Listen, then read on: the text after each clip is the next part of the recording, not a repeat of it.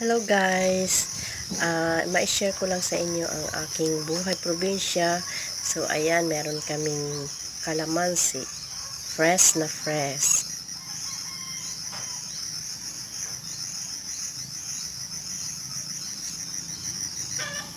At ayan naman ang aking kapaligiran dito sa aming probinsya, ang mga tanawin.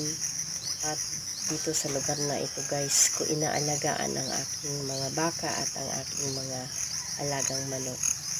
At ayan, meron pa kaming mga tanim na saging, kaya fresh na fresh ang mga inaani, di na kailangan bumili. Ganyan ang buhay probinsya, talaga namang nakaka-relax ng ating mga kaisipan at mga tanawin. Please like and subscribe. Thanks.